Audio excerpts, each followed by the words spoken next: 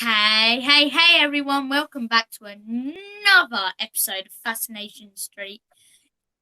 Jimmy is not here tonight again because he is not feeling very well. So, it is Sarah tonight replacing him. Hello. So, let me go over. My name is Mika from Fascination Street, of course. This is Sarah Pearson from Fascination Street. Somewhere upstairs is Jimmy Pearson from Fascination Street. And then over there, we have got Dougie from Fascination Street. Who's fast asleep? Yes. Now, for some of you people that don't know what we are, who are we? We are a ufologist family, and as people would normally say, first family of Fringe. Yes, I went there, John. Yes, I went there. So, yes. So, I'm going to hand it over to Sarah so she can tell you who we have on tonight.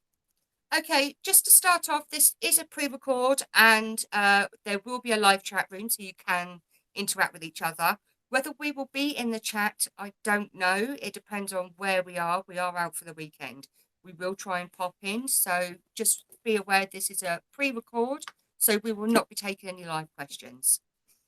Okay, we actually have Joanne Summers. Hello. How are you? I'm really good. I know that Facebook, I couldn't put my full name on at one point, so it remained Summers. My full name is Summerscales. It and is. At one time, people thought my first name was Summer, and then my surname was Scales. And apparently, it's got Viking roots, according to my uncle. Yes, okay. You have Summers, then you have in brackets Summerscale. So it's whoever you want to be classed as on the day, I suppose. I don't know what the issue was. I just knew that somehow when I set the page up, it wouldn't let me do the whole name. The whole surname, which is very strange. Very strange. Yeah. So let's get on with the bio. We're just gonna read out a short bio that I've got for Joanna. So the initial training was in media, theatre, voice work, television, and production. And in January 2011, Joanna funded the A.M.MA.C.H project, which stands for the Anomalous Mind Management Abductee Contactee Helpline.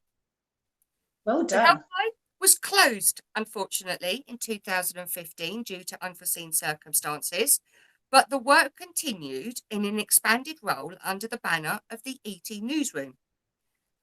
Joanna owned a radio show, the A.M.A.C.H Files, in 2014 and 15, and was one of the only UK experiences-orientated radio shows interviewing experiences researchers from around the world. Then in 2016, under ETN, you authored the book 44, The Ex-Soldier's True Story of Lifelong Encounters involving Alien Abductee, co-authored by Bill Brooks, who it's his extraordinary story. And then on November the 30th, 2018, you released the world's first international compilation album, EKLECTIA, featuring musicians with the X-Files factor, also comprising a short personal sound bites of their own experiences. Yeah. Well, haven't you been busy? Well, you know what? It was really exciting to work with so much talent and to bring it together under one umbrella.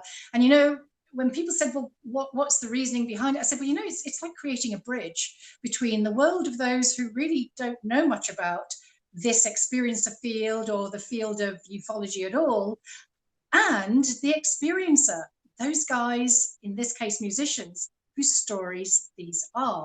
And music is a universal language, isn't it? So yes, you've got, and I also had some short interviews also on the album. So it's a really unusual album. It's not just music. And the reason it's called EKLECTIA is because the music itself is eclectic. That's its, we've got some pop, some reggae, some Kevin Estrella hard rock there. Yeah. Deborah Thunderbeat with her sound healing. We've got some gorgeous stuff on there. And, some of it is related to events like Gary Williams' Big White Triangle. He had a profound sighting in Luton in the UK, 2009. And that just blew him away and changed his mind completely about this whole thing, that it's really, really real. So whether you're Steve Boucher, who's on there with his Candles on the Table, I think it's called. I always have a blog about the title of the song. But I mean, his whole band in, I think it was the 70s, was taken and had incredible experiences. Yeah. And then you have the wonderful John Martin with his classical guitar piece. And he just goes out, and you might want to try this, Mika. This would be an amazing experiment. And you'll have to tell John if you do this. And what he's been doing is going outside with his guitar. And he's actually been sometimes playing the physical guitar, but then other times he always starts this with sending love out to the universe, and the idea of contact through a loving intention, and speaking, if you like, just intentionality wise, to all the family, the space family that, he will not necessarily know, but have a sensing of. And he actually mentally then plays certain incredible pieces with all the technical thing, as if he's moving his hands when he's not using the physical instrument. And he said within days of that happening, he was getting all this craft coming over. Isn't that amazing? I just think a lot of musicians actually say that some of their work actually comes through downloads as well, doesn't it? The absolutely. lyrics. Absolutely. And we know that there's a short interview on the album with Grant Cameron, and we know that he's written a book called Tuned In, linked with music and the paranormal. That's right. And then an amazing book called Alien Rock, which Merrill Fankhauser, who's on the album, also put me in touch with. And it is unbelievable how many musicians have incredible encounters, and profound. And not just sightings. So nothing wrong with sightings. It seems it's all about this consciousness evolving scenario, like opening the doors of our perception. It's very exciting, and in a fun way. Yes. You don't have to go and get your PhD to do this. And you don't need to be able to play a musical instrument. Just go out, open your mind to consciousness, and it'll come to you. Yeah. And it's very exciting, because the other thing that happened as a consequence, or as a result of John Martin doing that, they told me he'd have something to photograph. And within I think it was about 10 days, he said, after that communication, he started getting, and he's got lots, you can see lots of them, and they're on the EKLECTIA website, with these heart-shaped clouds. And they really are heart-shaped. There's not, could it be a heart, or could it be, something? No, heart-shaped clouds. And it's as if the other family members were saying, thanks, John, that's great. We appreciate you connecting in this wonderful, loving way. So, hey, I know that's not the same for everybody, but isn't that exciting? It's amazing, truly amazing. Now, how did you actually get all the musicians together? What did you do? Did you send out a universal message to everyone, or did you have a way of getting hold of people like that? Yeah, I sort of, I told people like Grant and Merrill, when I had my own radio show, I interviewed one or two musicians, Merrill Fankhauser being one of them. So I told him. I also knew one or two. And then one of my friends put out a shout on the Jimmy Church show.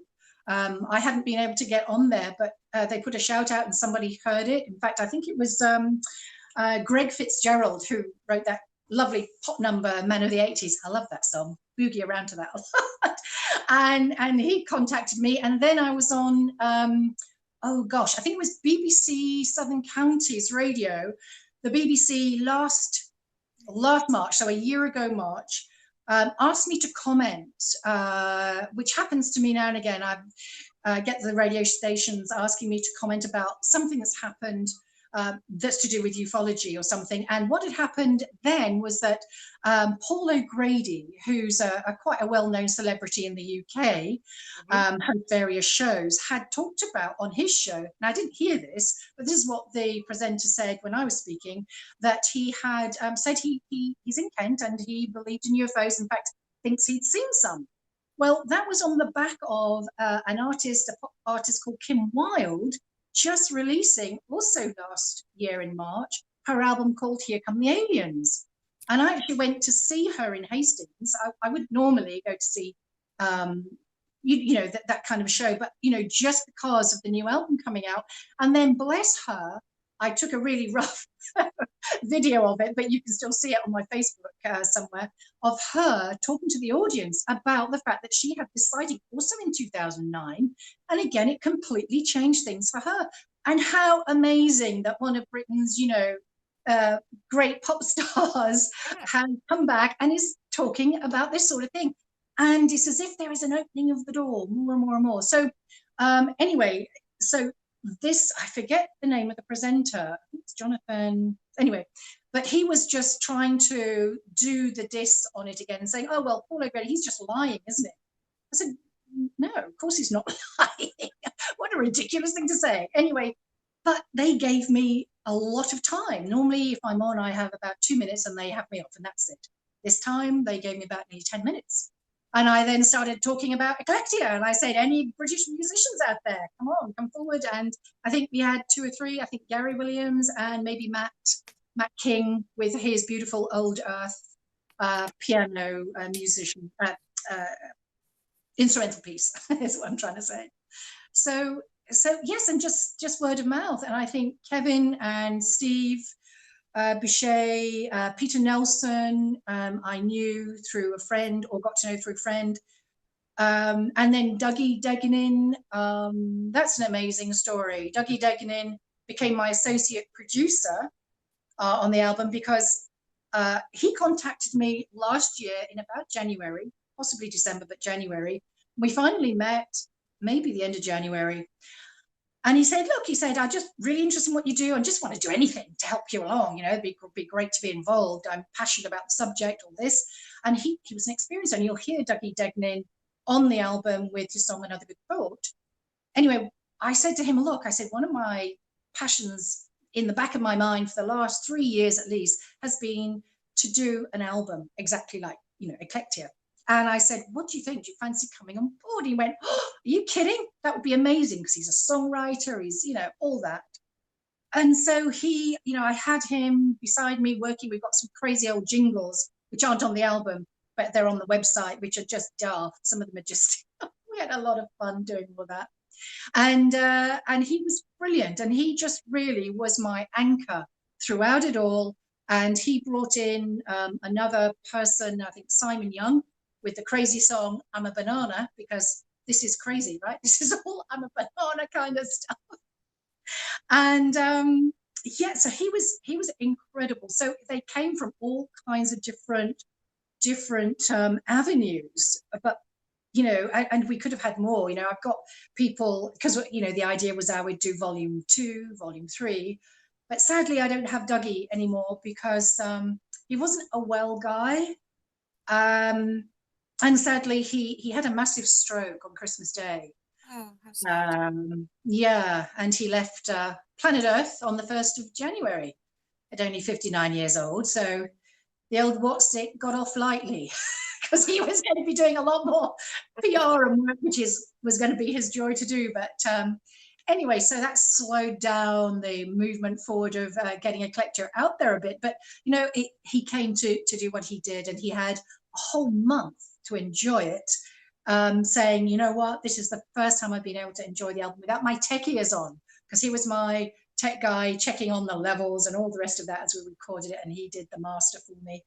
So it was an interesting thing, the way it all came together. But once it came, my God, it was like we got everything done and produced and released. We worked out, we thought it was 9 months. It's probably going to be 10, it's probably about 10 months, which is incredible. Wow. The musicians that I spoke to said, you do realise this normally takes about 2 to 3 years to do this. Get an album together, absolutely, especially with the amount of musicians you had there. Yeah. Not considering like the type of music you wanted them to, you know, to have that feeling with.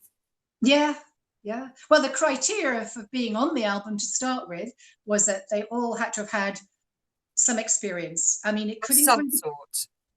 Either the real X-Files things like Steve Boucher with his, I mean, Steve Boucher's been a contactee for a long time, but I mean, that massive experience was huge. And then you have Mike Oram from the UK, his song is Travelers, and oh my God, the things that happened to that guy, Cradle Hill down in Warminster and all that area. I mean, he's written a book called Does It Rain in Other Dimensions? It's absolutely amazing and fascinating about his experience. He also had an experience in Area 51 when he was visiting that neck of the woods. Wow. And I mean, these people, they're really, in-depth experiences. I mean, it's astonishing. And one of the amazing things, I think Mike actually says it on his soundbite, and this is something that I think is really profound. He was offered, Mike is up in the Lake District, and he was having a walk one time, and his beautiful soul family member came to meet him, and I just lose the name of him for the minute. And he basically said to Mike, look, you've done so much, or you've done your work, you can come home now. And Mike's had said that to his mum when he was a little child of about 4, that things were going to change. And Mike's probably around about 69, 70 now, that things were going to change, but not in her lifetime, but he would live to see it. So these are profound changes that we haven't seen yet. And I think the likes of David Adair are going to kickstart myself.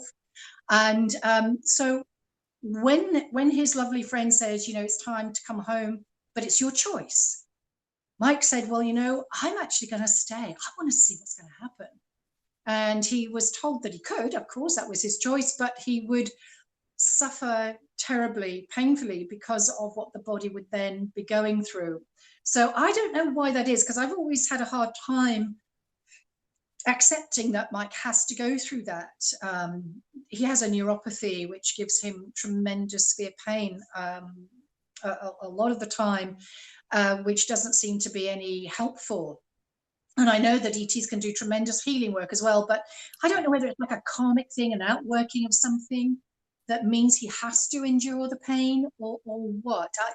There's so many anomalies and so many questions that come up with these experiences, but and that's Mike. But wow, the guy stayed around to see what's going to happen, and it was very exciting to have him on board as well, because he spoke at my first ever it's A.M.A.C.H, the A.M.A.C.H conference in 2012, and some of his stories are absolutely phenomenal. And he came out with kind of a script, like an alphabet, which you get with the book, actually. So that's really exciting material to see. But this is all profound stuff. It's all amazing, so incredible. And every single one of the people on the album are extraordinary. Absolutely. And they've all got a different story to tell as well, isn't it? It's not as if any two are the same. They and are isn't all that the so amazing thing? different. Yeah, and that is where this, I've said the album is really like kind of entertainment with a bit of education. Yeah. So it's introducing people to this fantastic concept that this is really real for people. This is really real for a lot of people, in the millions globally.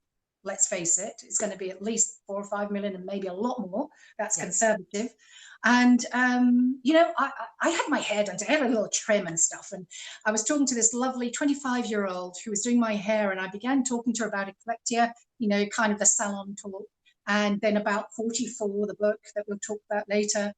And she, initially it was a little bit like that, and she wasn't really, cutting the hair, and I gave her a little bit more information. Then at the end she went, oh my God, thank you for talking to me. This is wonderful. This is really exciting stuff. And she had not had any knowledge, anything at all, of any awareness of this field whatsoever. Wow. And she just... In this day and age. I know. And she said, and what was quite interesting is that she said, I don't watch TV at all. I think it's, just doesn't do it for me, but I read and I listen to music. I said, oh my God, how fantastic. I said, listen to EKLECTIA. And I said, and she's going to get 44 and read that. And I said, honestly, these are ordinary people with fantastic stories. And I'm absolutely fascinated by the human behind the story, or the human within the story, because therein lies the communication. That's the empathy bit that we can throw out a link to the rest of humanity and go, this is real. And what would, how do you think you'd react if something like this happened to you? So it's very profound. And, you know, as I was saying to her, I said, there's nobody, and including you, Mika, who has had any amount of experiences or exposure to the subject who has not changed as a person. And I don't mean, you know, in a kind of dogma sense, but it's opened and expanded their consciousness. It's inevitable. It can't be helped, in fact, you know, and that's really an astounding thing, because it gives you a much broader vision, a much broader palette in which to express and experience life and to accept others' information. That's certainly happened with you, isn't it? Yeah. Since your experience, you've Yeah. become more open, you've been Yeah. more acceptance of things around you, and you've been more open to everyone around you as well, haven't you? Yeah, I have, definitely. And I just think that increases your opportunity for communication, Yes. however that looks, however and wherever But that comes he from. had some kind of contact when he was younger, I don't know, but he didn't speak up until he was 3. Oh, how interesting. He would speak words, but to get a sentence out, no. And it would just be noise, but it just clicked all of a sudden, and the sentences started rolling, and then conversations. And like I say, by the age of 4 or 5, you would have a full-blown conversation with him. And Yeah. even then, people were telling us he was old beyond his years. Yes, an old soul.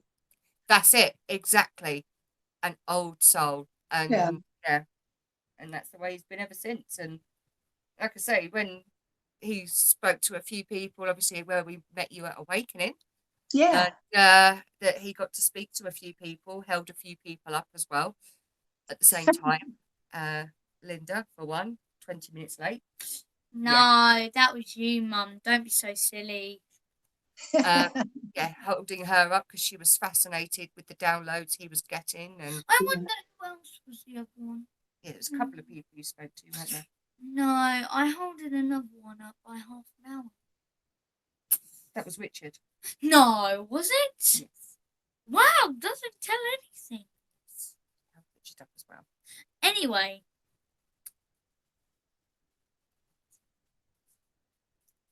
So cute. Yeah, You look at me like that. I can't resist not smiling. Were you going to ask something, were you? Do you like? What do you think of the? What do you think of the album cover? Oh, it's fabulous. Yeah. Well, that was designed. It's based on obviously for those who have seen it and for those who haven't. It's a Sgt. Pepper's album, and you can see that it's on the website easily, because at the moment we've got electronic downloads which are available on, you know, iTunes, Amazon. Now, from what this is what I've been able to get, because unfortunately on this laptop, it's an old style laptop, so there's certain programs that won't work on there. Okay. There was one that I was able to download. Now, if you can tell me whether that is the album cover. Oh, you know, I can hardly see that. It hasn't come up full screen my side. Has it not? No, hang on. I think that might be the your. Oh no, that's the press release about it. Press release. But the album cover is to the right, as I'm looking. But it's, of course, you don't see the whole thing just because. No, because I can see it behind you, beside you. Oh, you've got it beside you. Yeah. Yes. So I've got half of it, kind of. Yes. But you'll see it on the website, and so and Dan Vallely, gosh, I still to this day have a difficulty saying his name. I don't know whether you can. Is it Vivaldi? No, it's wait a minute. Vallely, gosh. It's a Scottish name, believe it or not. It doesn't sound it, does it? No. And he's a graphic designer and an experiencer. His song is "The Stars Will Lead You." That's one of my favorite, I must say. And so he designed this on the Sgt. Pepper. He's a big Beatles fan, and of course we've got Dougie is there in the grey coat with his hand on his chin. and we've got Steve Boucher, we've got all our guys on there. So as well as some people like Betty and Barney Hill and Linda Moulton Howe's on there. Jimmy Church. Yes. I can't see anything. Oh, let me bring it up for you. There you go. Can you see Jimmy Church there? Yeah. Yeah? Where's Linda? Linda is over here somewhere. Who's that?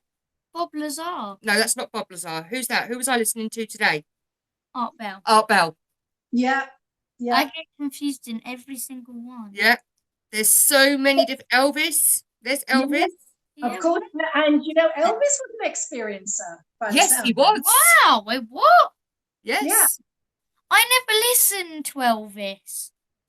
So I wasn't. Well, I always just knew that there was something special about him. And I know, you know, yeah, he was a good looking guy and all the rest of that, but there was something else that I was picking up and I never knew what that was. And then when I read Alien Rock, I thought, well, of course. Of course. It says it all, really, doesn't it? Yeah. Apparently, when he was born, a blue light came down over the house where he was born. And then his father didn't remember that until one day, many years later, when Elvis was already a star, they were looking at a UFO together in the sky. And his father suddenly went, oh, when you were born. Wow.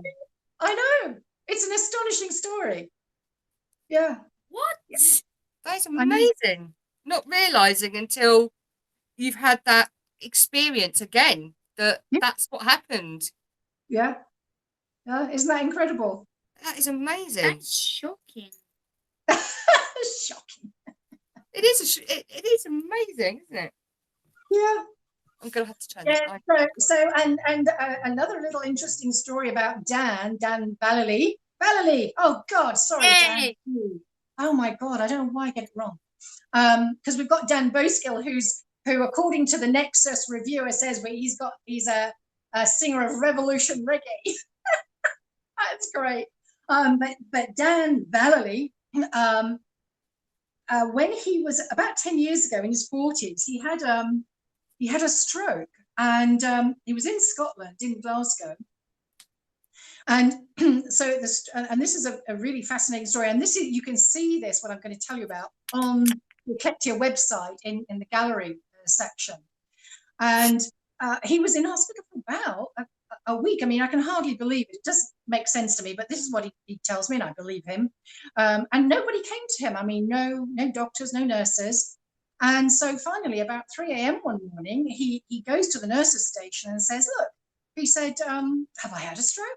I mean, they hadn't even told him that. They said, oh, yes. But then a doctor came out from behind a corner, he hadn't seen her, and said, but what we're really interested in, listen to this, how she phrased it, is the artifact in your brain. The artifact. The artifact. So, and I said to Dan, oh my God, really? I said, have you got the scan of that? He said, no. I said, would you please ask for it? Yeah. Which he finally did. So I've got his brain scan. He's sent out some of his images of his brain scan, and on the he's having the brain scan done from underneath here. So when you see it, it's on the right side. Grant will often say that most of the implants are on the other side, but there are some that are on the other side, and his is. And when you blow it up, it looks about that long. It's quite substantial, and it's clearly there. It's clearly there. And so that was that little bit of conversation. And then when he went back into his room, he thought, I wonder if this has anything to do with the UFO lot. So he just put out, and he was in a room by himself, and he put out a thought to, I don't know, ET in general, and said, look, if it's anything to do with you guys, just give me a sign, right? And he looked out the window and it was a craft. Wow. So that's our Dan Vallely. And he's a brilliant graphic designer. He pulled together the cover of 44 for me, although I've got somebody helped with some other imaging before, but he pulled it all together. So that was great, which you can't really see it these days. The reprinting of it just here under the UFO beam, there's actually a soldier hunched over like that. It's a bit too dark now. Next printing, I'll have to get them highlighted a bit. But anyway, so it's very interesting because it just flags up the army bit of that story. So yeah, so EKLECTIA has got an eclectic lot of talent as part of the it. name. And it's really exciting. And in the inside cover, and also you can see it on the website again, is the who's who. So it took me ages to do it. God, I mean, it was a real Keith Robinson thing, you know. There's nobody doing all the thing for you. It's all us doing it together, pulling our skills and talents together. And so then I named everybody, and then Dan made it look very nice, and made it part of the album internal info there. But I was going to say that we haven't got anybody distributing it yet, and hopefully that will happen. Hopefully we'll have a record label that will come and say, this is fantastic, let's distribute it and have it on board. So what that means essentially is that there are no real physical copies available for sale. What the few are being used for PR purposes, but it is available for download. So you can still hear the incredible sounds and information and all the rest of it that is EKLECTIA. So, do you know what type of craft it was? Do you know if it was triangular? Did you know if it was circle or what the Dan saw? Mm. You mean that Dan saw out of his hospital bedroom window? That's it. That's the one. I want to say that it was probably circular, but you know what? You'd actually have to ask him. I'm not sure. I seem to remember that. That's kind of what's in my mind, but I couldn't be 100% sure. I'm kind of 70, 80% sure. Mm.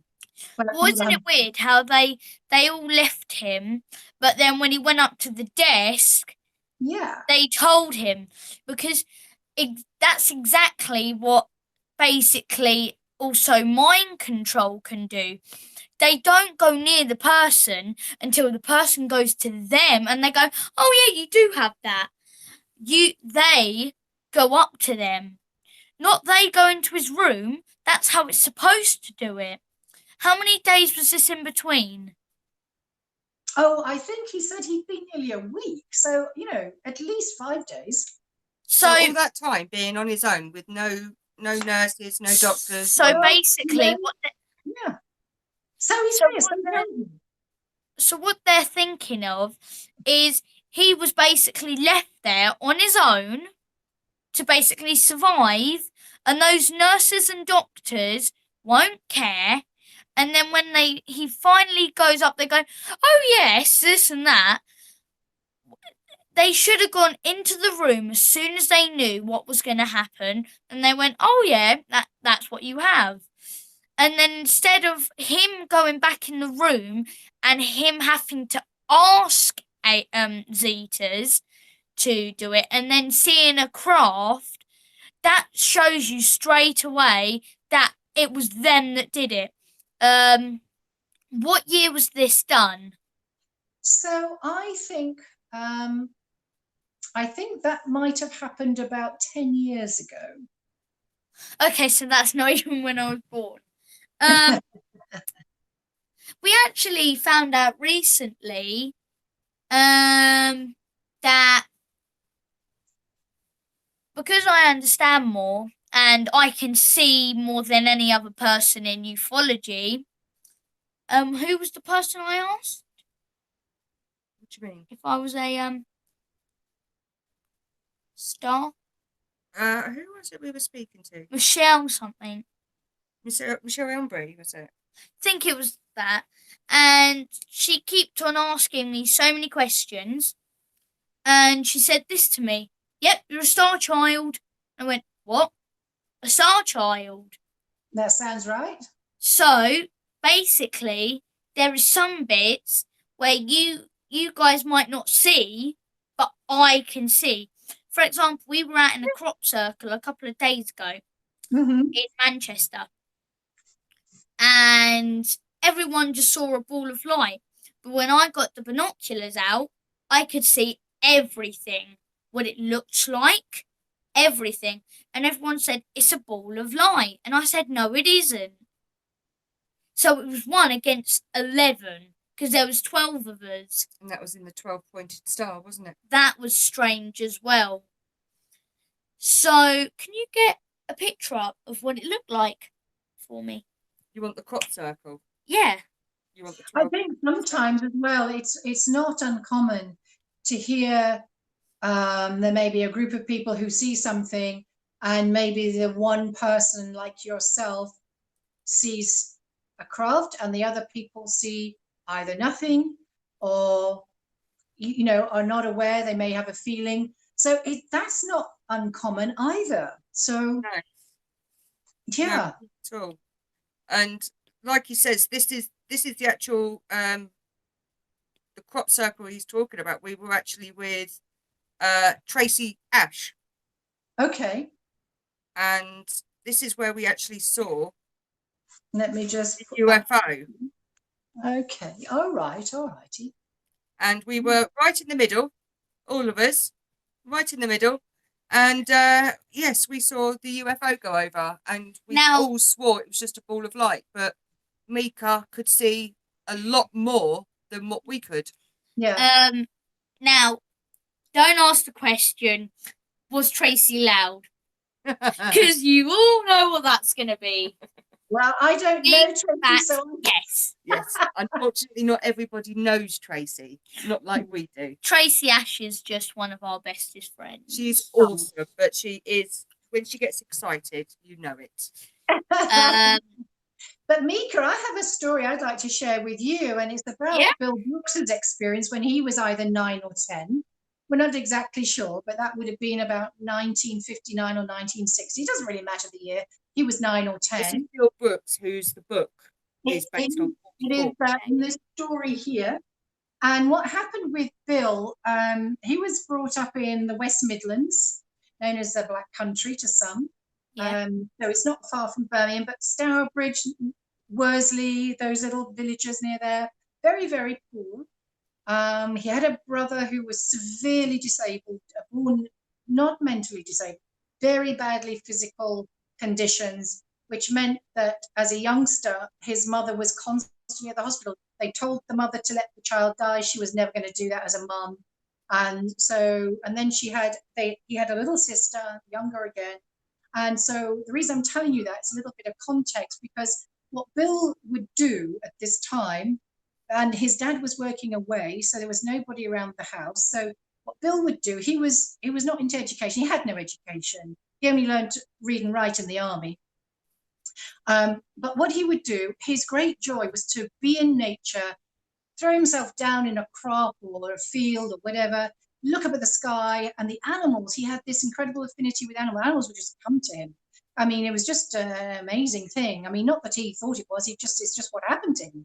So they had very, very little in life, materially. And so it was his job to sometimes make the food for the family or whoever, you know, his brother and his sister. But he'd have to go and pick up his little sister from school. So he knew that on this day he was going to have to do that.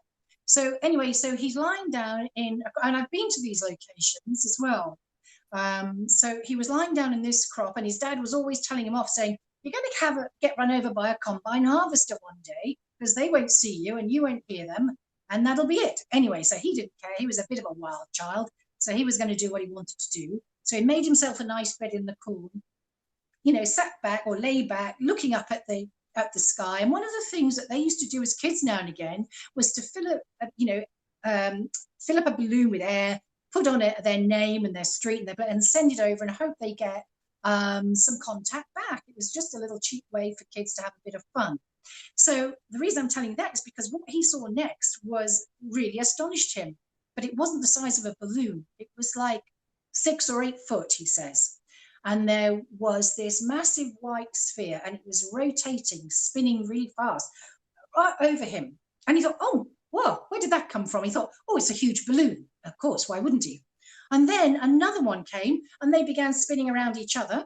And then they zipped off. And he thought, wow, that's amazing. Never seen anything like that before. So he stood up, and he's only a small man. So if he'd have been a tiny child, he stood up and could see above the crop in the adjacent field was a craft.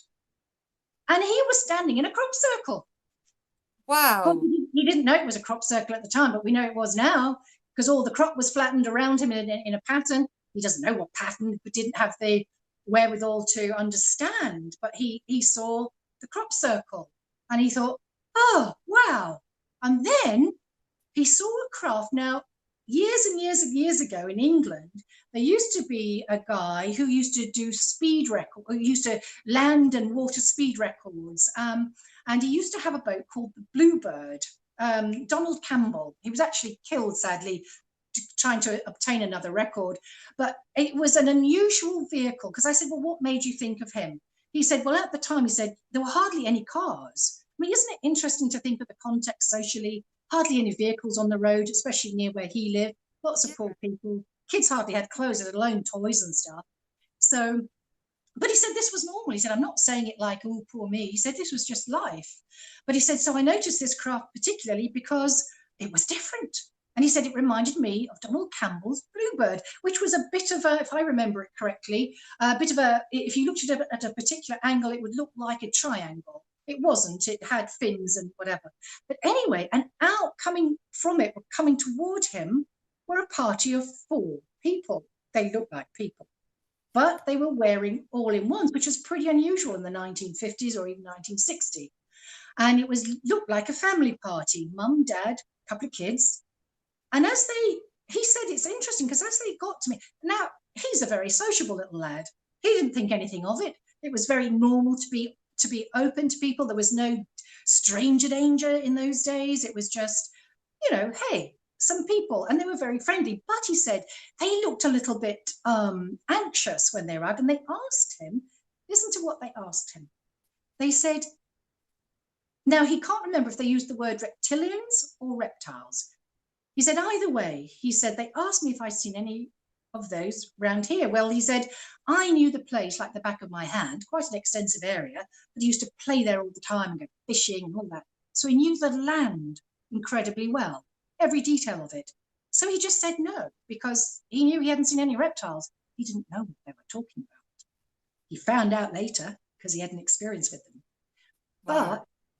But with that, he said, they kind of visibly relaxed. And they started chatting to him and they said, you know, the earth is in trouble. Well, he didn't know that. And they said to him, you know, would you help if you could? He said, yeah, you know, really excited. Yeah, of course I would. And they said, great. And he said, well, what do you want me to do? He said, they said, you'll know at the time. And he has never known what that message was. And I said, well, maybe it's the book that we've produced. He said, I don't know. I've never been told. But anyway, with that, guess what? They said, would he like a ride? He said, are you kidding? Yeah, I couldn't wait. So they took him on board the ship. And mum and dad left him. I'm going to call them mum and dad. Left him with the kids for a minute.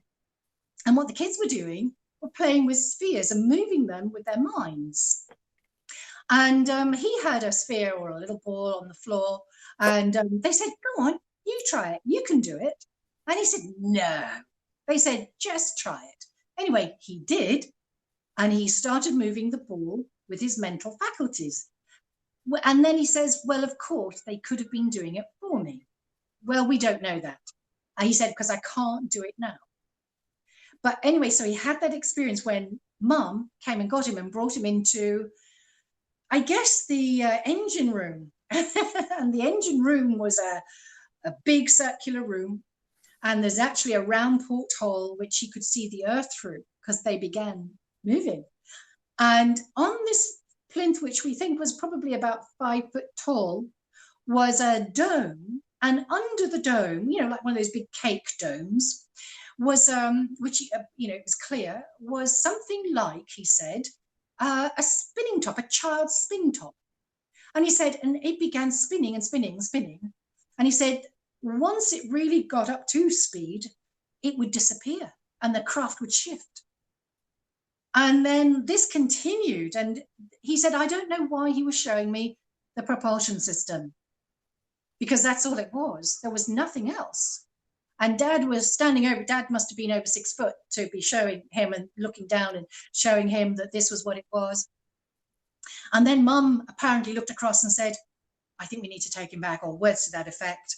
And they brought him back. Wow. And I mean, you know, the thing is, I said, so Bill, tell me, didn't you think that was strange? Didn't you think that was weird, unusual, or anything? He said, no. He said, I've just been to see, what's that crazy film? You know, one of the Marvel comics where they all go out into space. I forget the name. But he said, no, I just thought it was normal. But that's a challenge for you. Isn't that amazing? The innocence. Yes, and the acceptance that this can be a thing, that this can be real. And so And an adventure as well, a real life adventure. And they brought him back, and he still didn't think it was unusual. But and he had a bike. He had a fairly new bike, which he'd put up against the gate of, you know, before. And there was nobody. Where he used to do this, you know, daydreaming under the stars or the clouds and what have you, nobody went. Nowadays, it's a popular dog walking spot. But then it was considered remote, because although there were houses around it, it was just nobody went there, and it was a crop field. And in fact, the interesting thing is as well, Robert Plant, talking about plants, Robert Plant of Led Zeppelin also features in Bill's story. Bill's a musician, of course we know who Robert Plant is, but his property, his mum's place, was not far away. It bordered the area where this crop circle, this landing took place. And I couldn't think which album it is, but one of Led Zeppelin's album is Crop Circle. And I've often wondered, I've tried to contact Robert Plant and find out if he was ever aware or lived in that place at that exact time, because we know he did at some point. So isn't that fascinating? But when he got back, he was getting a bit anxious to pick up his sister. And when he went to find his bike wasn't there. And he was really thinking, oh my God, I'm going to have to run. And he was getting really, really anxious. And all of a sudden he turned around and he said, there were the space people with his bike. With his bike. And they gave him his bike. And he, again, you know, he just didn't think anything of it. He didn't think whether they'd taken it or were going to, I don't know what that was. Maybe they were just intrigued, were inspecting it. Who knows? But he was late, so he was really getting on his bike, and he just said, will I ever see you again? And they said, look to the clouds. And that was, as far as he's aware, his last sighting, though he did have one, which is also really interesting, that might be interesting for you to hear, Mika, as a youngster. About 5 years old, he was by a little pond, playing by himself, and one of the things he had a fascination with were the little newts. And he and some friends, didn't have some friends there with him, but on occasion when they were there, take the newts, put them in jars and all the rest of it. And anyway, it sounds like this same family party turned up, and he was lying on his tummy, you know, playing around in the little pond area. And these people came by wearing the same all-in-one, and they said to him, please tell your friends not to take the creatures, not to take the newts, because it's part of the land and they need to stay there. And I can't, in the book, we've said it exactly how he remembered it, but words to that effect. And that was when he was 5. And I said, so what did you do? He said, oh, I told my friends. And I said, and did they take any notice? He said, oh yeah. And I said, how did you introduce that subject? I mean, did you say the space people? He went, oh yeah. Wow. But the kids didn't take the newts anymore. They left them to their lives. Isn't that amazing? That's amazing. That is odd at the same time. That's funny, because there are some times where people think they're fine to take it, like fish. That belongs to the earth, and they don't belong to get hurt. But like, me and my granddad go fishing on holiday, and we always chuck the fish back in. We never take it back with us. Yeah. Because that counts as harming our universe or Earth. Because we are taking them from their habitat. You can see that some people, they actually take the fish. And there will be some times where I'm just like, right, I don't want you to take those fish. Because, like, that's their habitat and you're taking them away. Yeah. I hear you. And it can also be really dangerous for the fish. Yeah. It is so dangerous. Well, you Like, know, they need to be in seawater. So do jellyfish. But people have the courage to take them. Like, my granddad told me what they used to do with the jellyfish is they used to find them, get them like that, put them upside down and fling them. And it was really funny because on holiday we found a jellyfish that was beached up along the beach. And the day before that, we talked about the jellyfish flinging thing. And I said, we're probably going to find the jellyfish tomorrow at the beach. And we found a jellyfish at the beach. Wow. There you So go. That's an incredible message, isn't it? That very night, I said, we're going to find a jellyfish. And I said, no. Oh, we might. I said, we will find a jellyfish. Yeah. And, of course, we found a jellyfish. But the thing is my granddad went straight for the jellyfish. Like, I thought the first thing he was going to do is bat. But instead, I thought he was going to go the old bat. But he didn't even touch it. And I also thought at that night when I was sleeping, I think someone's going to get stung by it. And someone got stung by it. Oh.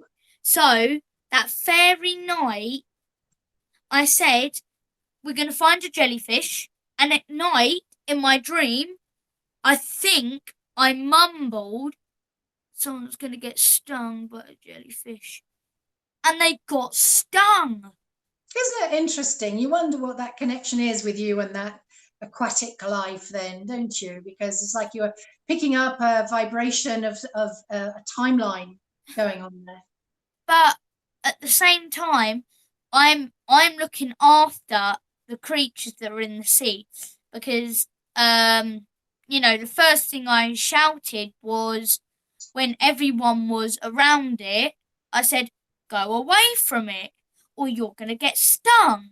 But of course, this kid just thinks it's just maybe like a jelly. So, like, he thought it was the jelly as the wobbly jelly, but someone has made it look like a real jellyfish. But he got stung by it.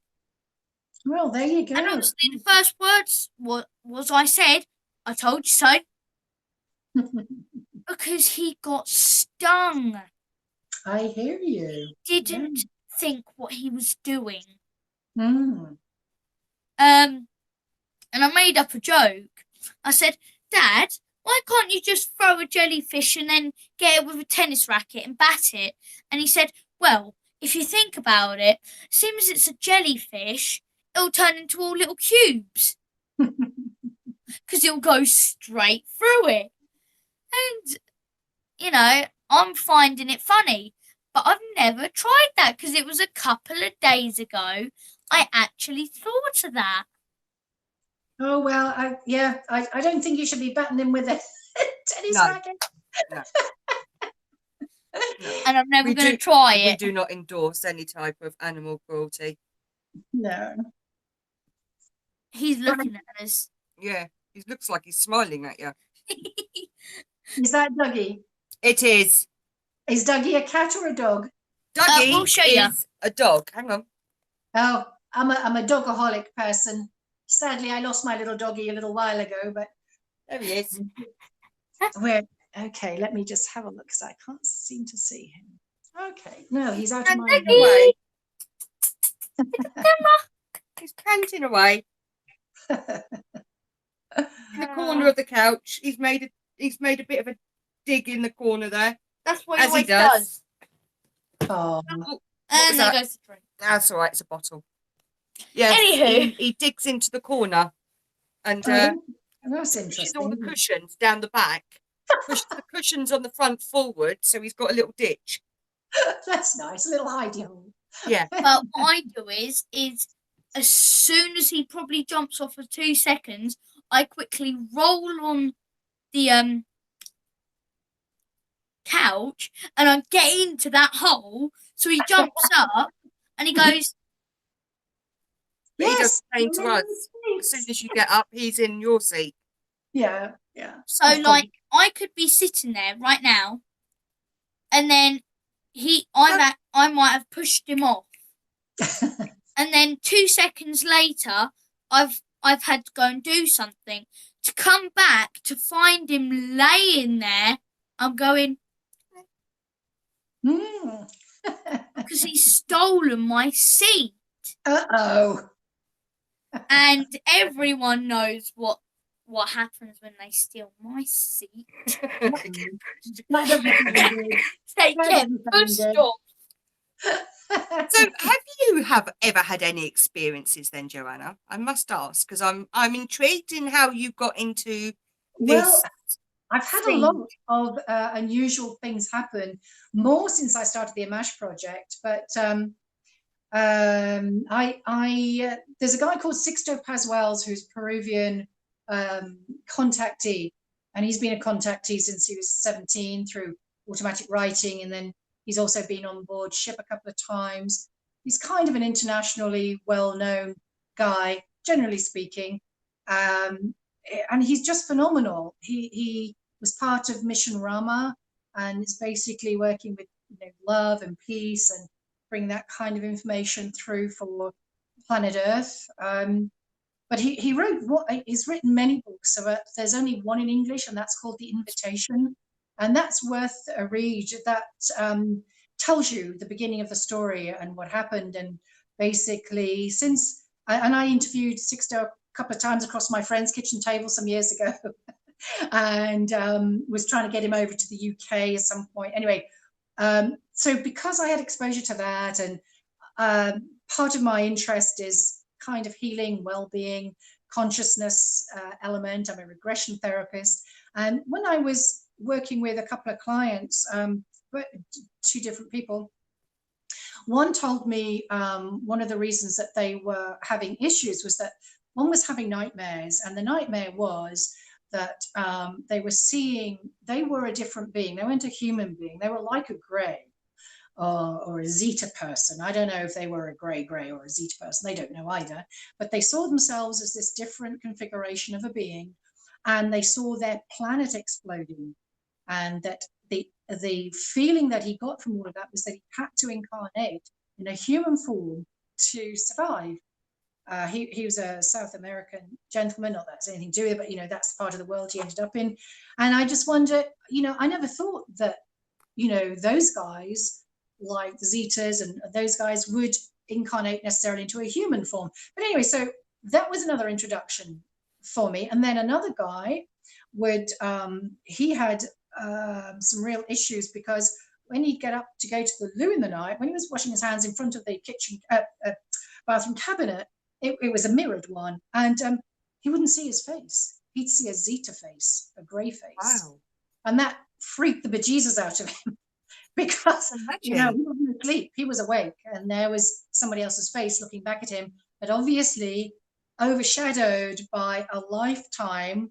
What was that, as a lifetime as a grey or a Zeta, or was that a life where he had a lot of association and that was an overshadowing?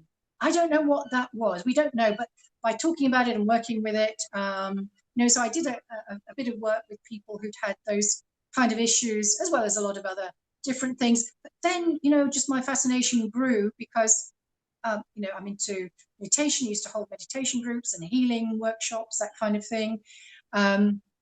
And it just kind of naturally grew into this. And then I'm really interested in health and wellness. It was my primary interest in human consciousness element. And I just was, when I'd heard some of the traumas that people experience by having contact, and Bill, I really wanted to set up in the UK an official resource, if you like, a platform where people could come, they could have a safe, unjudgmental conversation, confidential if necessary. They could go on record with me if they wanted, which many have done.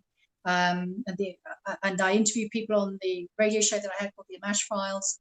So that's how, if you like, it sort of grew and grew and grew.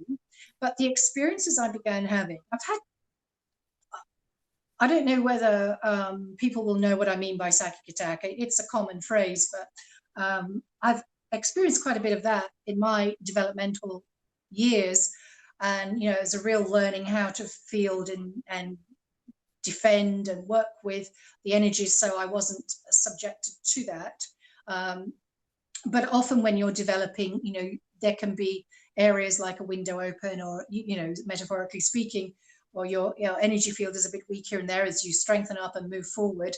That doesn't tend to happen these days, but my goodness, since starting the A.M.A.C.H project, I've had some very interesting, very, very intense experiences. One of them was, and this is very bizarre. So I was only about a year into doing the A.M.A.C.H project, and the A.M.A.C.H project 2011 to around 2012 it just got a lot of attention, got a lot of media attention. So I was pitched by a company to do a documentary about the A.M.A.C.H project and its work, which I eventually did, and Channel 4 put out. It was terrible. It was more like a mockumentary. But anyway, so that was all during that period. And I had my first conference then. But during the work, it's as if in ramping up the energy, things were ramping up around me. And this was in, I think, April 2012. I was at a colleague's and I was spunking down on the couch. I'm always a late bird. It was about 2 a.m. and I just put a book down and the room was quite dark. And the little camera, red light from a little camera sensor from outside, so that the cars could be seen and all the rest of that. So I was very familiar with that. I'd bunked down on the couch before. So in the darkness, I saw this little spot, really like a spot of red light. And that was familiar, no thing. And then as I'm lying on my right side, and the room is no more than, I wouldn't say it was much more than 12, 14 foot long, maybe by as much wide. And I was lying on a great big couch, and there's another great big couch. So it made the room very small. That's what I'm saying. And all of a sudden, I noticed that the red light seemed to get much larger, like the size of a tiddlywink. And I don't know if people know what tiddlywinks are, but about kind of that size. Yeah, like a counter. Like a counter, thank you very much. And counter exactly. And I thought, that's a bit flipping strange. I wasn't sleeping by this time. I just put my book down, was thinking, okay, get myself to sleep. And I was filming the next day, got somebody to interview. And then all of a sudden, in the middle of the room, a blackness manifested. And it was a black, now the room was dark. It wasn't black. There was a street light shining in a little bit of light, but it was still dark. But it was blacker than black, blacker than coal. And it looked like, I would say, it looked like a doorway, if I had to describe it. And out of this doorway popped a man. I don't think this was ET. I think this was a human man. I think it was military. He looked about, I'm 5'3". I think he looked about 5'6". He was incredibly slight. And he had his shoulders set slightly high. So, it looks like he's got a slightly short neck and slightly raised shoulders. Like you've got a hanger in there. Yeah, exactly. And he was all in black. And his face was blacked out. And I don't mean like he'd got paint on it. I mean, like there was a field over it. And I could just see the outline of the ears. And I was so astonished because I'm seeing this in 3D, like I'm seeing my glass here. And he was a few feet from me. And I thought, oh, bleep, bleep. Wow, what the heck's this? And he then starts coming toward me, and I'm going goosey as I'm telling you now. And as he comes over me and I'm lying like this, he comes to within about 2 feet. And I have got my eyes, they're open, but there's the, you know, when you've got, you're squinting, Yeah. my eyes are like that. So they were open, but I was feigning closed eyes because I didn't know who the heck this was or what they wanted. I sensed it was military. I sensed it was surveillance. I sensed it was, what the hell, I don't know. But, you know, my phone was being tapped by this time and all this kind of stuff was going on. And as he leaned over and made contact with my field, let's call it, I don't know what else, how else to describe it, I felt this massive electric shock going through my entire body.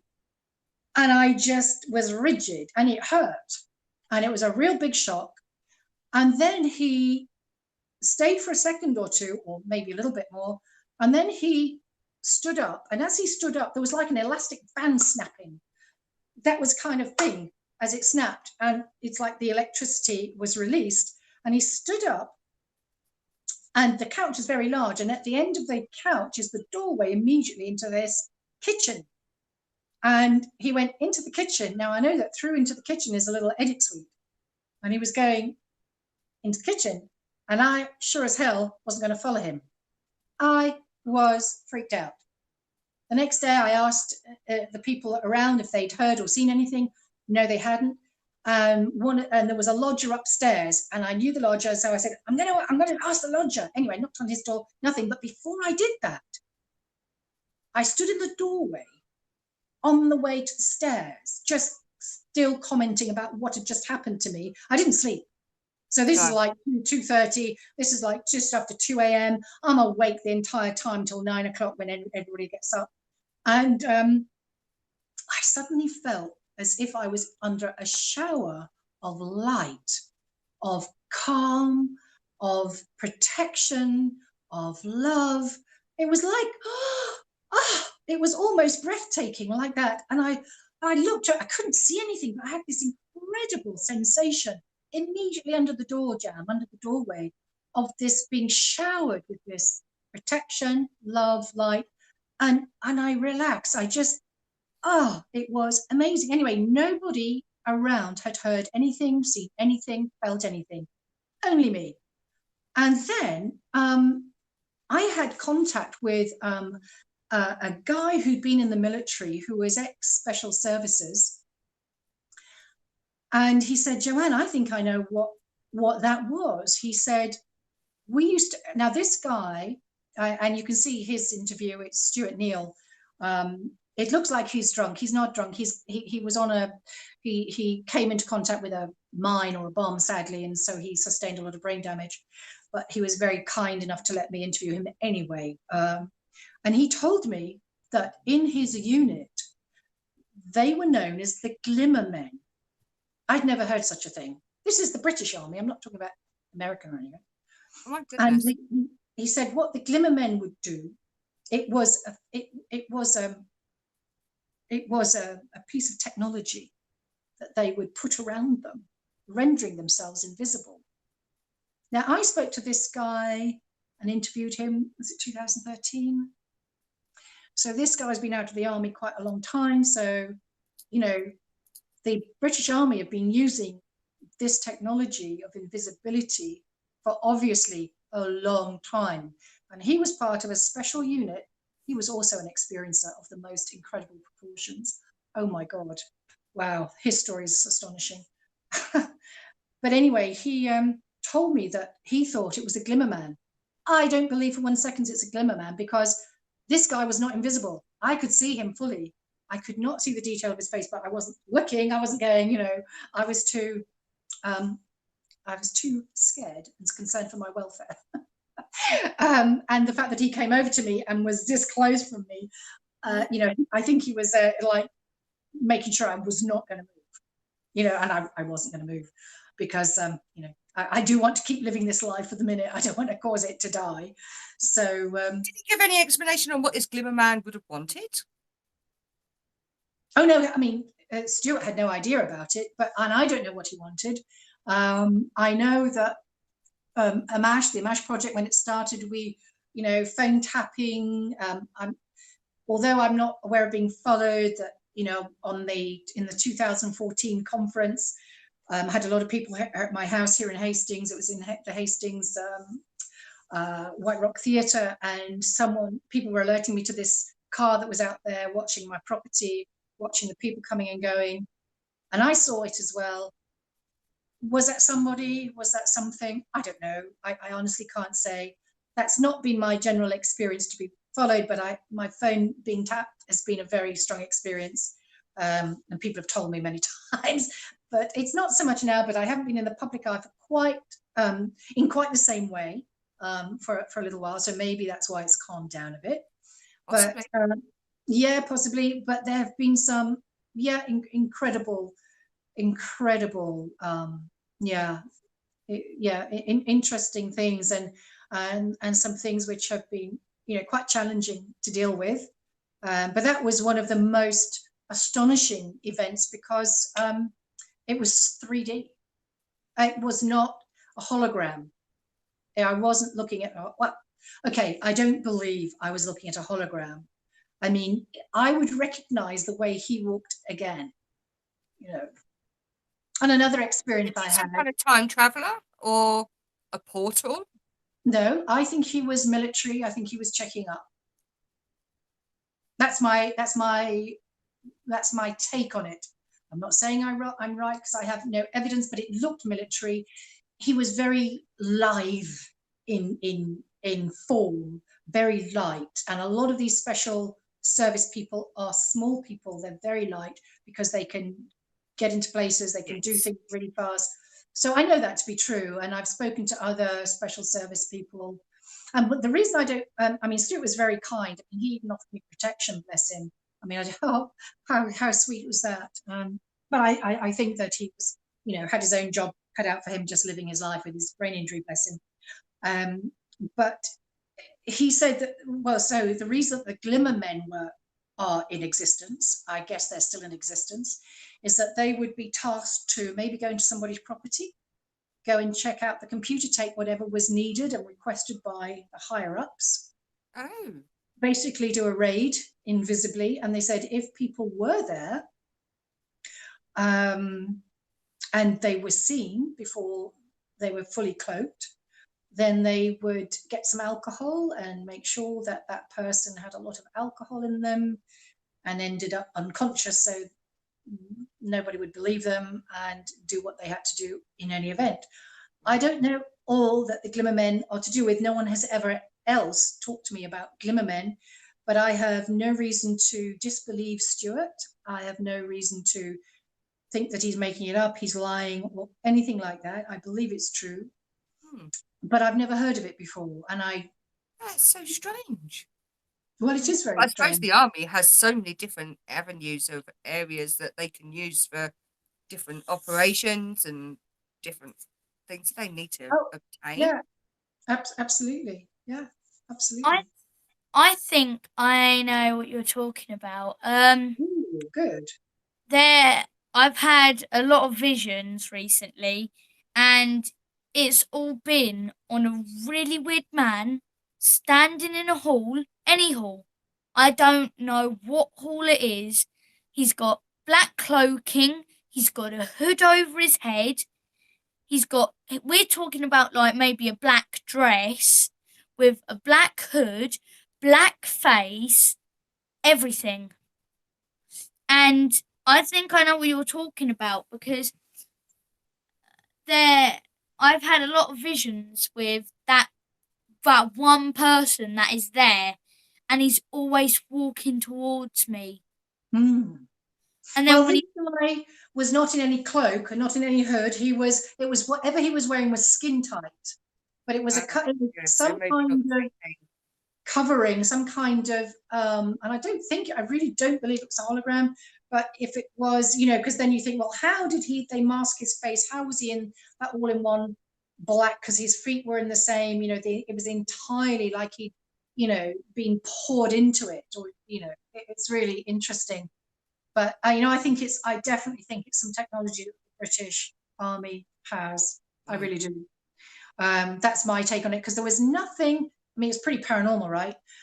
But, you know, see a portal opening up in the room where you're sleeping. However, you know, if you listen to what Mike Oram has to say, when he was out in Area 51, he was with his other half, and there was an event where, I forget the whole story, so sorry, Mike, about that. But anyway, you'll hear it on his interviews and stuff, and he talks about how the army, and this was the military, brought in this kind of contraption on, you know, yanking it along, and generated a portal from it and took him. And I've never heard of that before, portable portal generator, but you know, it happened to him, and I think that that's a real memory. I don't think that's fictitious. You know, it's just very, very bizarre. So the fact that a portal opens up in your room does not mean you're fantasizing. It means that something of another dimensionality is occurring, and it's very difficult for us to have a frame of reference for that, because we're never taught about this. No. You know, we find out about this sort of thing through this kind of subject. We're not taught it at school or at college or anything like this. You're not. You're taught the opposite, if anything. Yeah, exactly. And another interesting incident that happened, which was, when was this? This might have been last year, possibly the year before, I'm not quite sure. Anyway, basically, so I'd gone to bed, and this was the really weird night. Oh yeah, geez. Okay, so yeah, so there'd been some strange, sudden atmosphere manifest, to the point where there was nothing going on. I was on my own. I think my little doggy was still with me at that time, maybe not. Anyway, and all of a sudden I became aware of, oh, it's like somebody's watching me, and I thought, oh, what the heck? And something said to me, go around every room in the building, in your house, and with incense, with frankincense.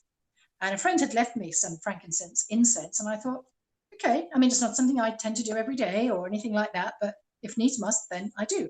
So I did it. And when I got to the center of my stairs, I mean, it was like a door had opened and there was an audience watching me. And I even turned around, there was nobody there.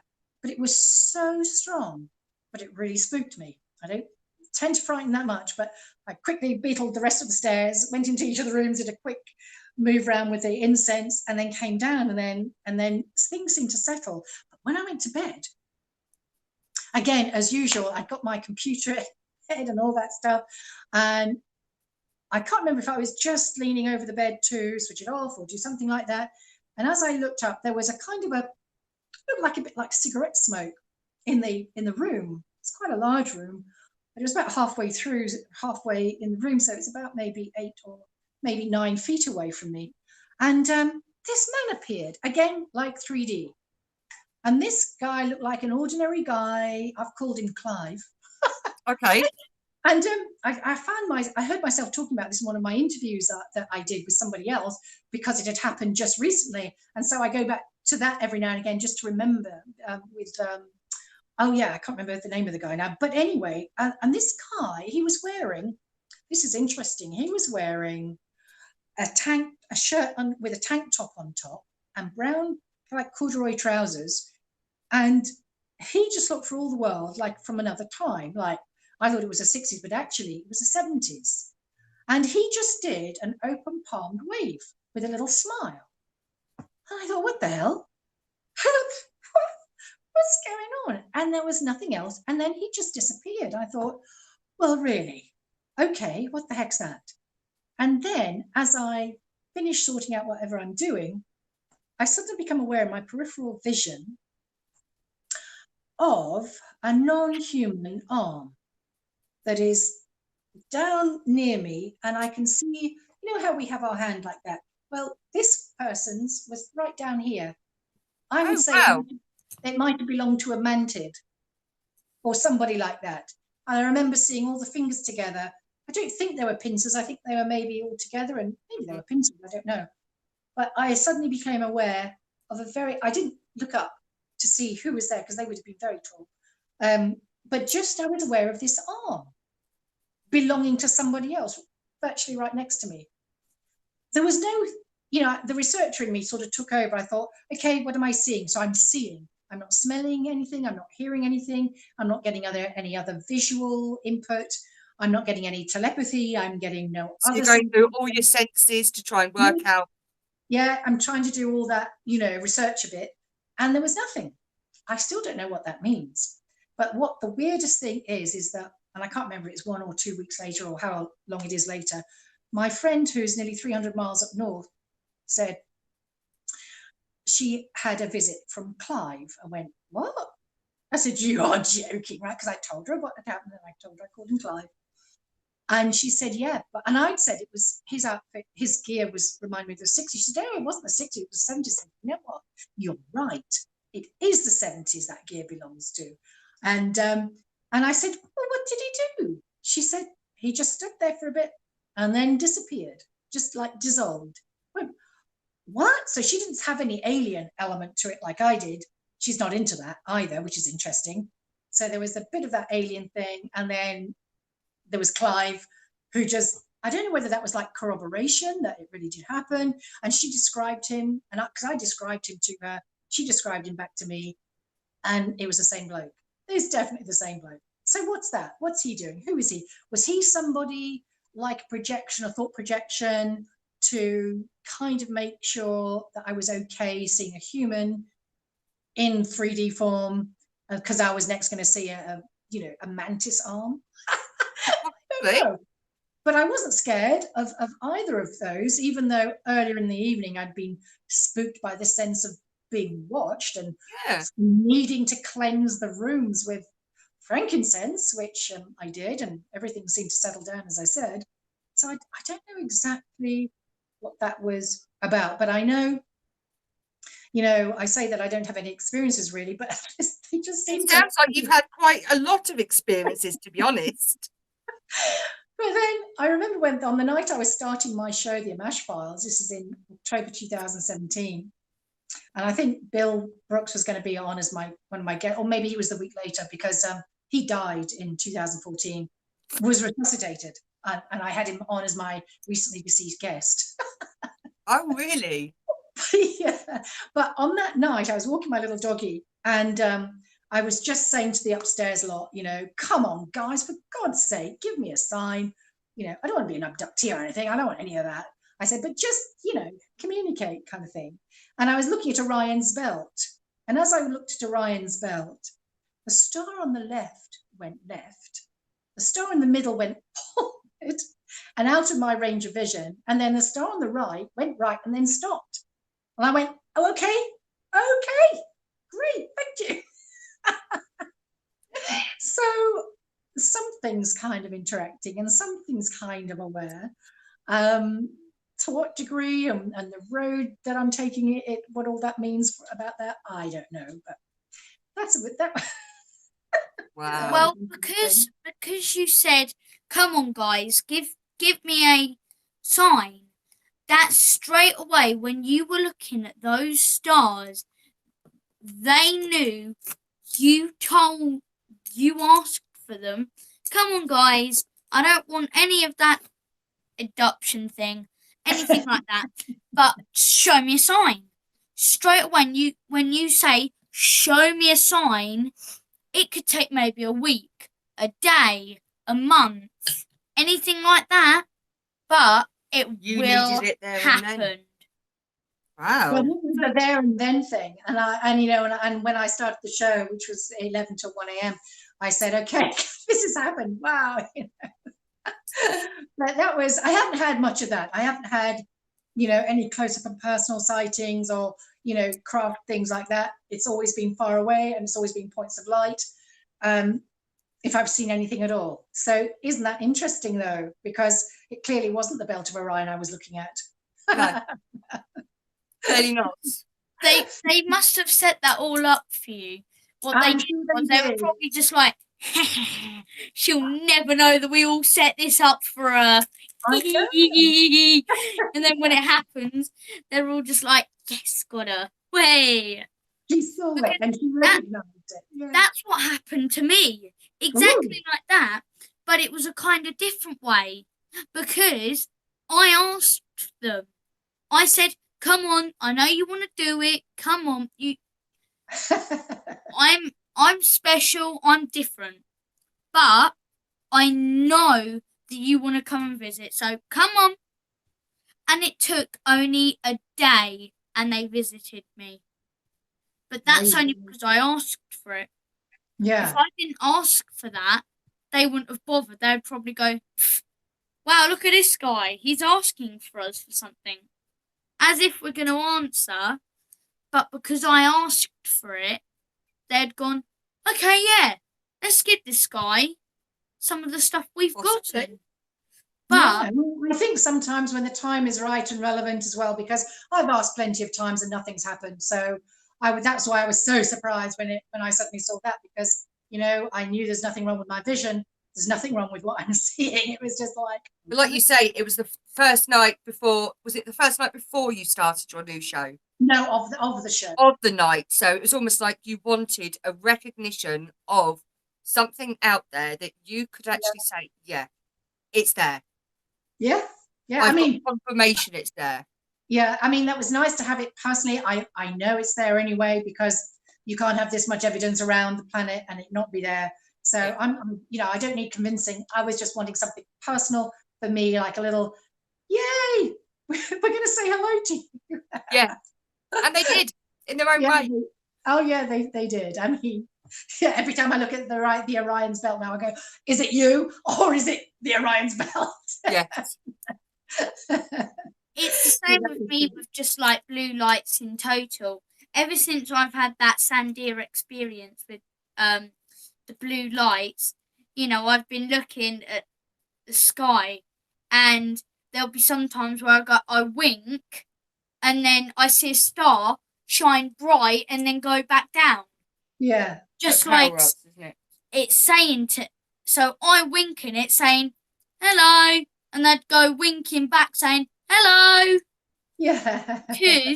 Because I interacted with them by winking, because they can tell my kind of sign language, because when I speak, I sometimes do hand signals.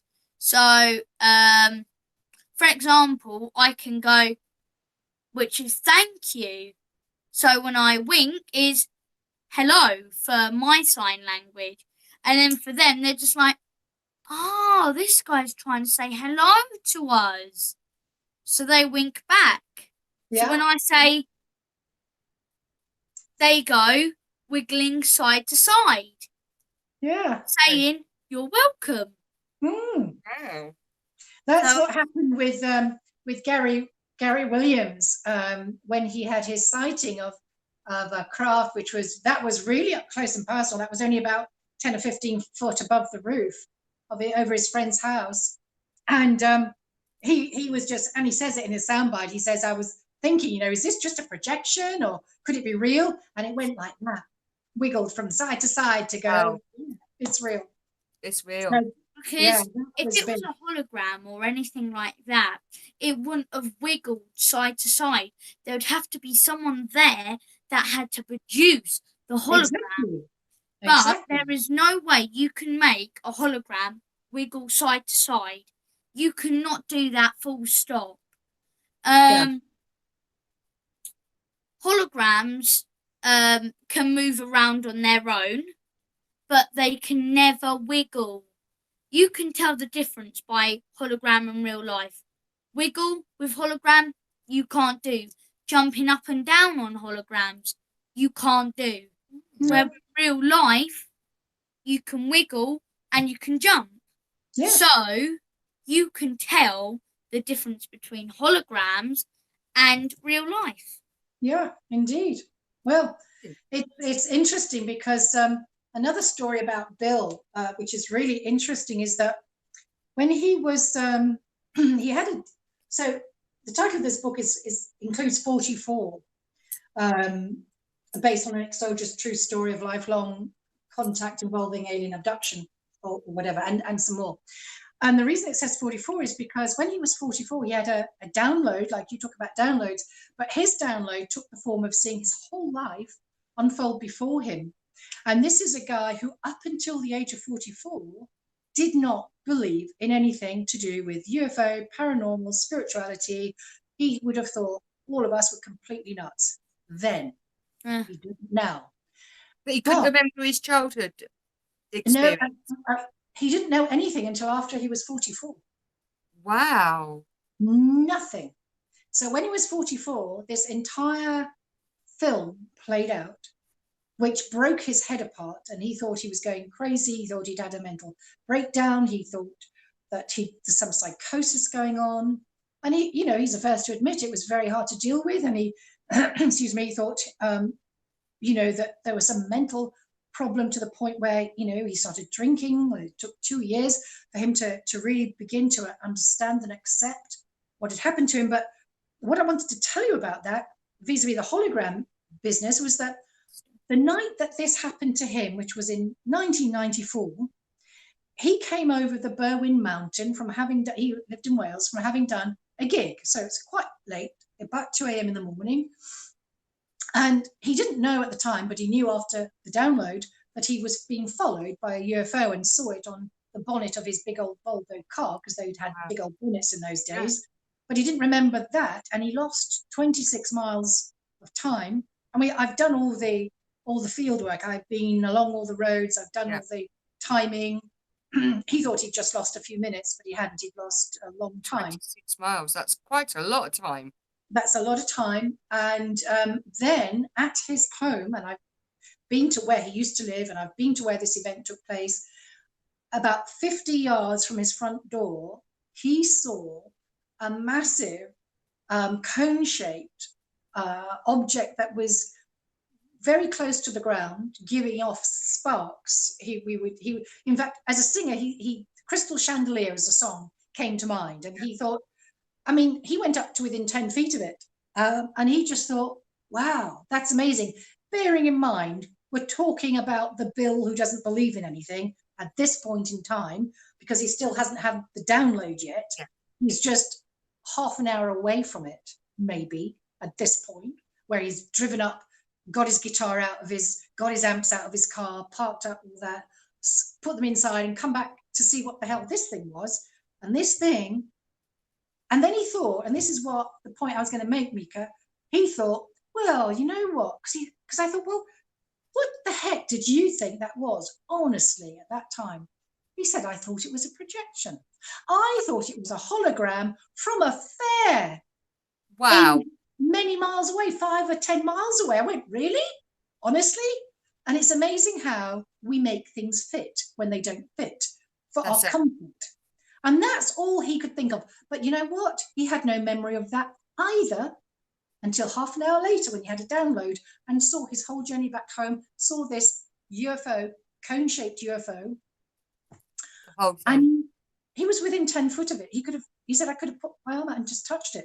I'm glad he didn't. I think he might have been electrocuted. I don't think it would have gone down well, no. No, but so that was an extraordinary thing. And then the TV began to change. He put the TV on, and these alien grey faces, his description, came out of it, and the wall began undulating, kind of as if it had some movement to it. He said, and this is not an educated man, and I say that with due respect. And he said it looked like a sort of hieroglyph was emerging from the walls. And then this movie began of his life. And he saw himself as a 2 or 3 year old being taken.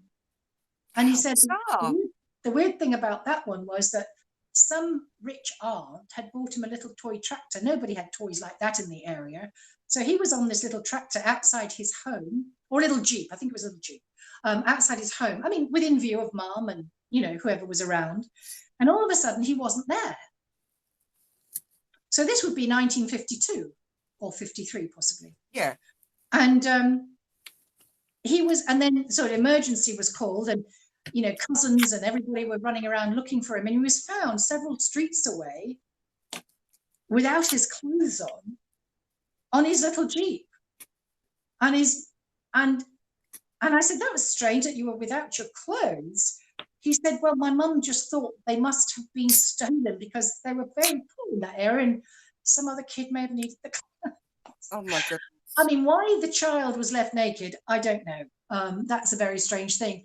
But he said, as the memories have come back and come back, he actually remembers being on his Jeep and either being in the act of being brought back or taken. I can't remember which way around it was now. And he remembers that. But he had some very, very flipping weird things happen to him as a child that made me think and question these people who have particularly astonishing series or lifelong experiences. Are they sort of chosen from way beyond birth? I think absolutely. I believe there is some kind of... To what degree? I mean, one of the things that happened to him as well, which is beyond bizarre, was that he'd been sent by his mum, he's only about 9, into the town to get some, I don't know, medical stuff for his brother.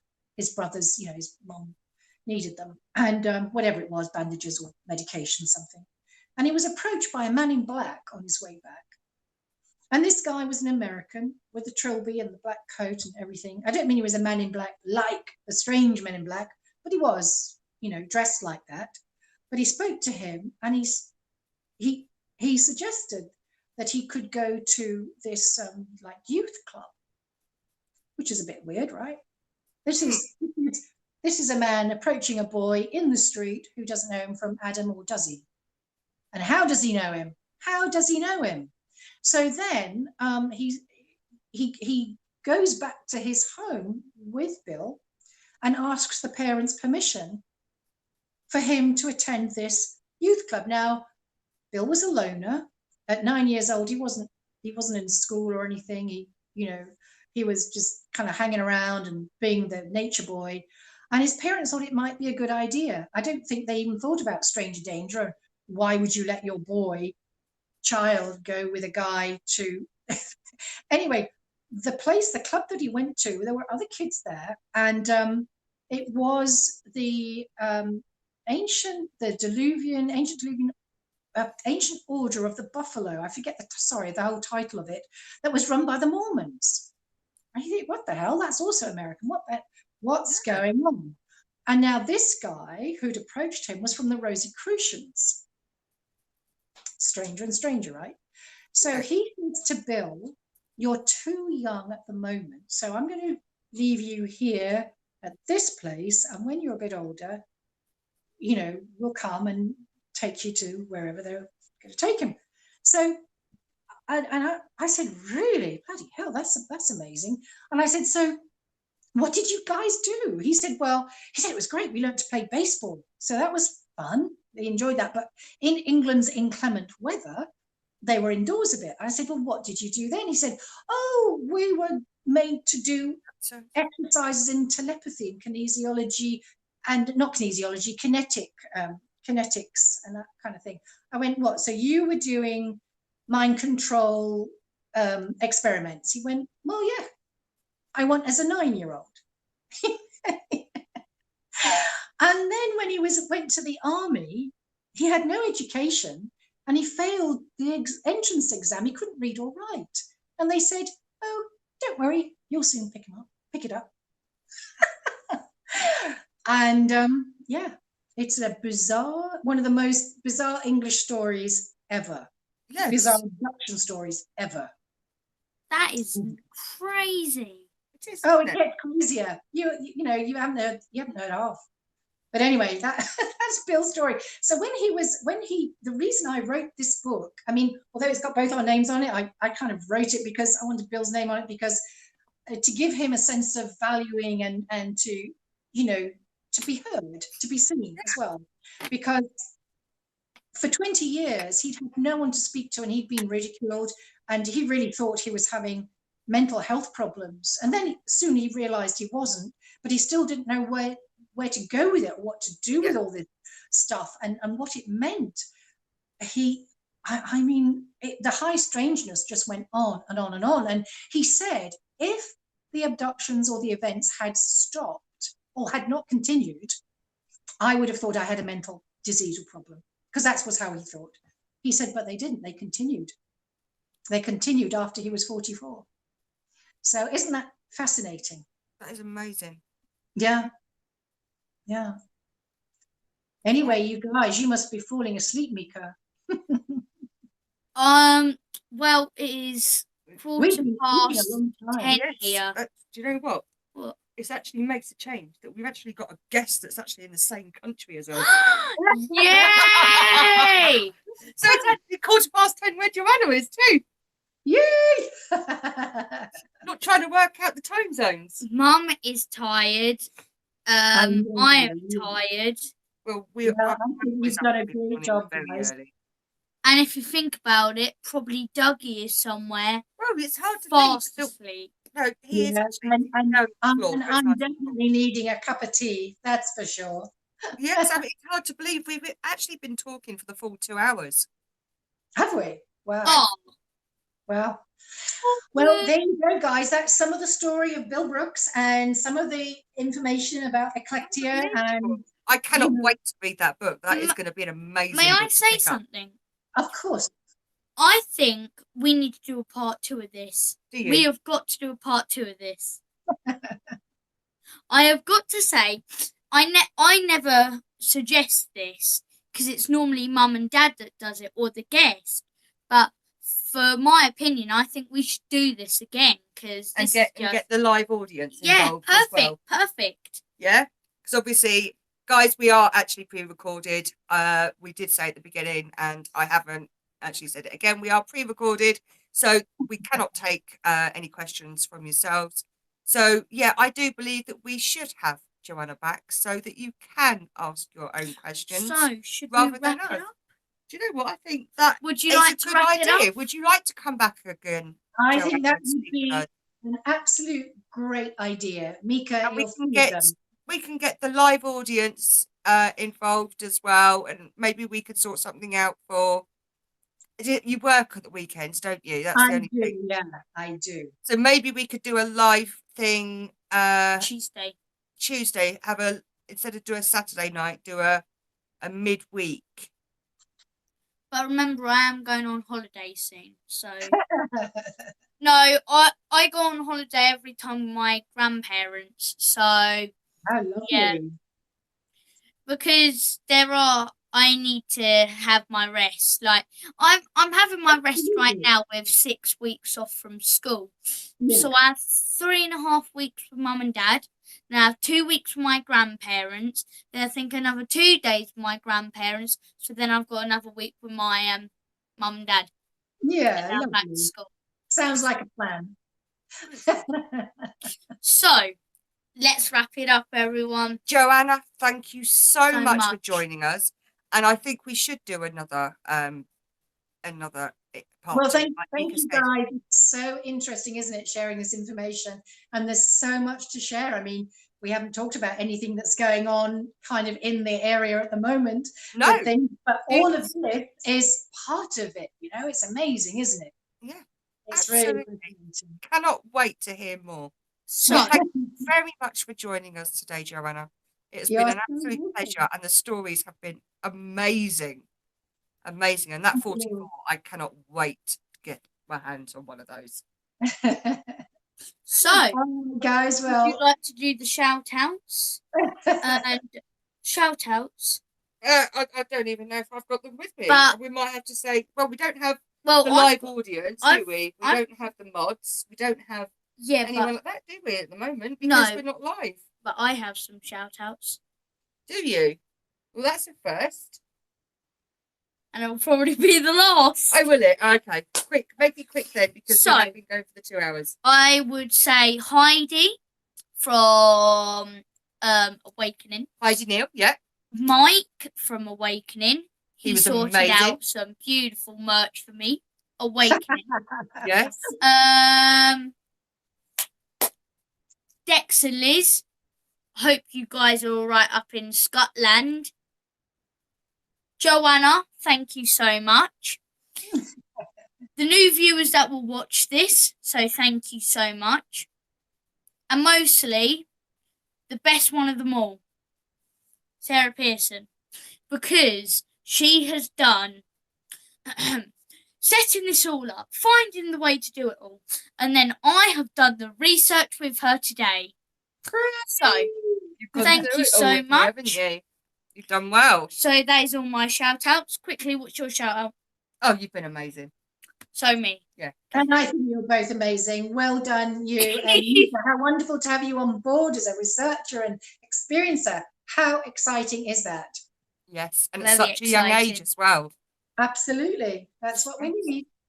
And he got in there before you did at Awakening, didn't he? With Richard and Grant. He was banging there. Yeah. Anyway, Bless. Okay. my name is Mika Pearson from Fascination Street.